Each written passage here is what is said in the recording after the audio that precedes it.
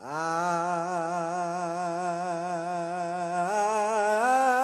know I've been changed.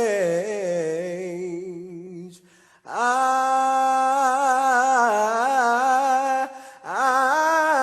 know I've been changed.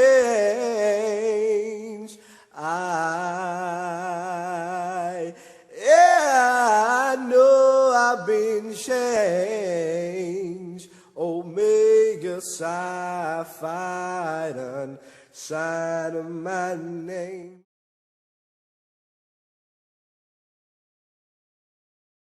The University of Virginia, prestigious lawn established by President Thomas Jefferson in 1819, wherein he called it the academical village. As we look around pavilions side by side with students, the idea was to have students live and learn beside their professors. Today we're interviewing Brother Tyler Busch, excellent fourth-year student at the University of Virginia and member of the Lambda Zeta chapter. First of all, congratulations. Thank It is quite an honor to have been selected to live on the lawn. A prestige among all UVA students, but within the Lambda Zeta chapter, you are only the 10th member of 152 graduates of the university. So first of all, congratulations. Tell us more about your background. Where did you grow up? I grew up in Delaware and then decided I needed a change to get out the state to really grow and excel and reach my full academic potential. Why UVA? Well, that financial aid package, but the UVA really did. There was something there that I feel like I could have been challenged, enter a space that was academically rigorous and promising, but then also socially where I felt I could grow. So that's why I chose UVA, and I'm glad for the choice that I made and where I ended up along my academic journey. What's your field of study? African American Studies and also minor in history. I did complete a distinguished majors program within the AAS department, focusing on desegregation, particularly the Brown v. Board of Education cases in Delaware and Virginia. Now, how did you come to choose Omega on the grounds at UVA? Were you predisposed to the brothers or seeking Omega, or can you say clearly that it was an objective decision? Well, it was my decision on my own. Obviously, like I said, with the influence of my father and growing up around men of Omega. But I felt like this was a decision I had to make for myself as well, right? And I knew when the time was right, it was time for me to go ahead and seek Omega, and be a part of brotherhood, help uplift my community in this way. Really find friends through this fraternity and have that be my own experience, right? And not necessarily be because of what my father exposed me to, but saying that this is what it looks like, this is a taste of it. Well, I want to go back to the lawn. Give us the history of the lawn. At public institutions and private across the country, there are very few that have such an academical village where professors actually lived directly beside students. Right. And so talk about the history of the lawn at the University of Virginia. Yeah, so the lawn at UVA, there's 54 rooms, and these used to be double occupancy. So there were 2 students to a room. Not very large at its inception. About 120 students overall. And at the south end, that was actually open. So Old Capitol Hall was not originally constructed, and the accompanying halls on the left and right to cloister the lawn. So that was actually open. And down at the bottom of the hill, there was a black community of free blacks in the Charlottesville area who made this area called Canada, nominally named, started by Catherine Kitty Foster, and those free black individuals. They worked. They were self-employed, doing laundry for the students up here, and they were self-sufficient, a self-sufficient community. That the university obviously took notice of, and decided to close off visibility and limit interaction between them. So that's just one component of the history of the lawn, but then also in the pavilions as well.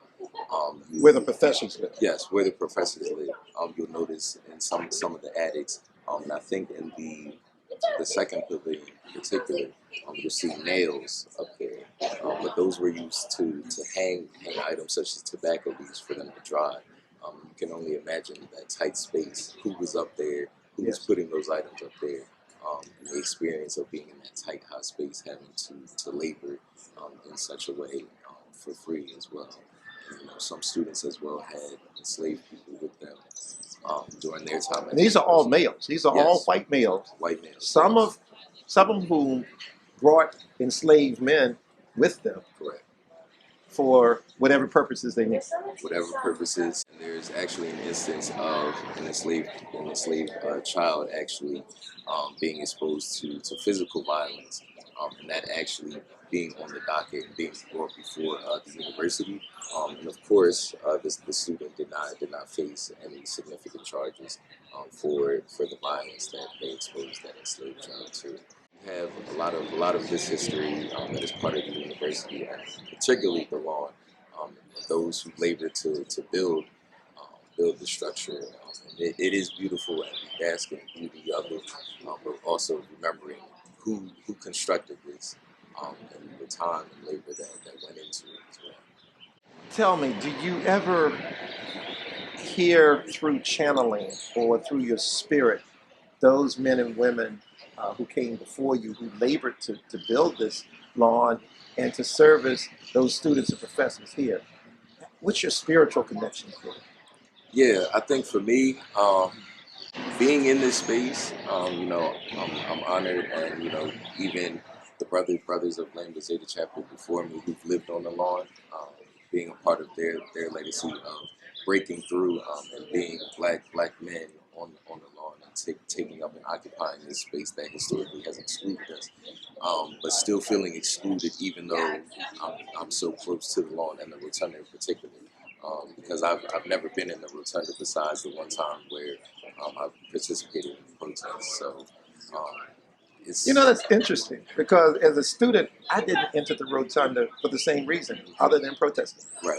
So I think that also factors into being still feeling that there's a spatial disconnect, right? And I think that spirit kind of travels down, and I honor them, those before me, but you still like you kind of mentioned for yourself, that feeling that you're in but not of the university space. Elaborate on that. In but not of.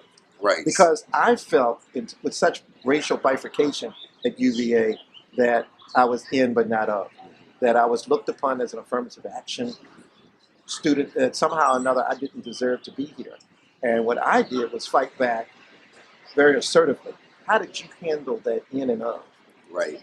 I think really being selected to be a resident, obviously a high honor, and following in the footsteps of brothers of the Lambda Zeta chapter, breaking down barriers as black men occupying space that we were historically excluded from, but then also understanding and recognizing that there were certain opportunities, events, and things like that I wouldn't be exposed to, wouldn't be necessarily invited to or welcome to, just because of my identity here as a black man. So understanding that there would be limited opportunities and a gap in that, and even just access to space.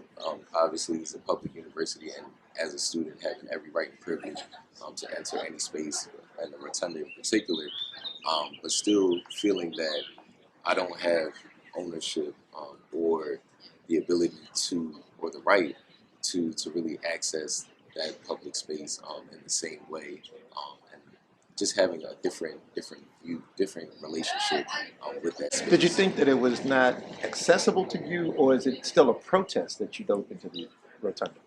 I think it's a little bit of both, because I think obviously, as a student on the lawn, that's sort of what the relationship will always be, no matter if I am welcome, because of some of the privileges that I have, because of my direct relationship and sort of spatial connectedness to it as a lawn resident. As a member of the Lambda Zeta chapter, how has Omega helped you grow as a young man and a student?